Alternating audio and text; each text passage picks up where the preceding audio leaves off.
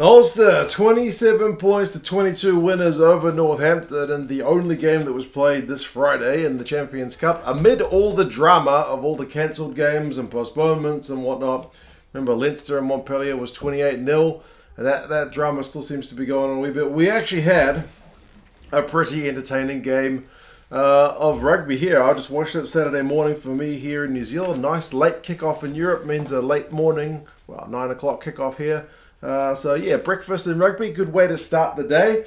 Bonus point win, but could have been a proper, kind of dramatic finish. It ended up being comfortable enough for Ulster, but they won't like the fact that Northampton got within touching distance right to the end. For Northampton, I guess they'll be kind of happy that they fought back after initially being kind of shell-shocked, with some kind of quick-fire tries to Ulster. But anyway, we'll go through the key events, some of the stats, and you guys can let me know your thoughts on the game.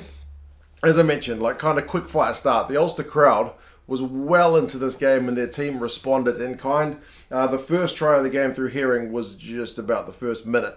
The crowd had not finished whatever initial song they were singing. By the time that try went over, they were still kind of in full voice. So a good reward for the crowd, I guess, for the support they were showing their team to be rewarded with that try. So 7-0 early. I mean, Northampton did reply with a penalty, but then just as I thought, okay, this is kind of settling down. Lowry kicks a really nice 50-22, and then to make matters worse it was a bit of a grubber one as well, which is kind of unusual. You're expecting the big long kick, one bounce and into touch. This was like a nice little long grubber, if I can put it that way. So yeah, kind of good play to turn defence into attack. But anyway, it goes from that to worse for Northampton, or for good for Ulster, because they end up a penalty try. Alex Mitchell gets pinged for a deliberate knock-on, and it was a harsh one, I thought, because it seemed like he should have just caught it, to be honest. It was one of the easier kind of intercepts you'll go for, but he still managed to muck it up. And the ref says that's enough. I mean, admittedly, if the pass does go to hand, Ulster score. But I feel like he should have just caught the ball. It was very catchable. Sometimes you see the guys kind of try to tap it down from above their head and still legit try to catch it. And if you're not in a realistic position to catch the ball, I feel like, yeah, that's probably fair enough, even though that deliberate knock-on yellow card thing can be frustrating at times. But this one, I thought for Mitchell, was pretty catchable. But either way, that puts Ulster up even further, and Northampton are a man down. But they do get the next points during the yellow card with a penalty to make it 14-6. McCloskey goes off injured, which is unfortunate for Ulster, because also Henderson goes off later as well. So a couple of kind of key men going down injured for them, which was pretty unfortunate. And just as I thought, they got that penalty, good way to start the yellow card period. It kind of got worse for Northampton because McElroy got his try. It was Hume, who's been kind of ever-present for Ulster this season, puts in a nice little dink and kick through. And, it's a nice little step, regather, and then a one-handed kind of put down for McElroy. So, yeah, man, at 19 points to 6, they missed the conversion, which was kind of an easy-ish one. It was still looking at 3 tries to 0. It's looking like it could go from bad to worse for Northampton, but I mean, they never let it get to the point where it was looking like an absolute hideout. Even though it was 3 tries to zip, they kicked the next penalty, so it's 19 points to 9. They actually kick that penalty to go ahead in terms of the yellow card period. They win that 6-5. So Ulster will be, I guess, a little bit disappointed about that. And so it's the 3 tries up against the Furbank boot, basically. Halftime, it's still that 10-point lead. No, sorry, it's another penalty, I think, on half an hour. So it's 19-12. So it's less than a 10-point lead.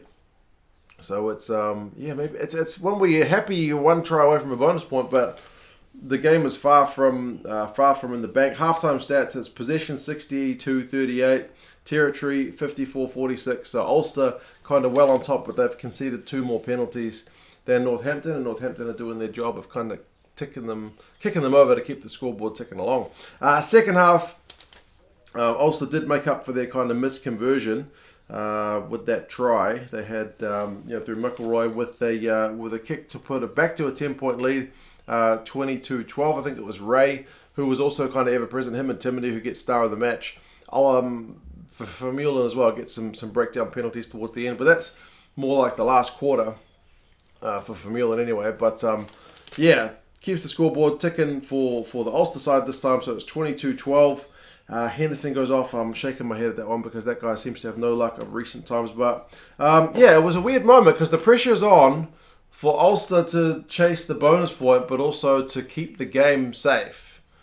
Like usually if you're chasing the bonus point, you can kind of throw caution to the wind, but they weren't really in a position to do that because Northampton weren't really going away. But they did get it, and it was a bit of a soft one from a Northampton point of view. I mean, they did have, it was a scrum, kick for touch, then they get advantage to Ulster, so they go for the cross kick. Billy Burns, it's not the best kick, but Tuala, the Northampton fullback, makes a bit of a meal of it. He just lets it go above his head. He can't get it. Should have made maybe a metre or so back. And then Gilroy's just able to kind of poach the thing. So really good effort from Ulster to just kind of pinch it. Like it's a real, opportunistic try. So take it. So it's a bonus point for them. Secured 27 points to 12. Seemingly the game secured as well, but it's not quite over because Mitchell gets his try on 60 minutes.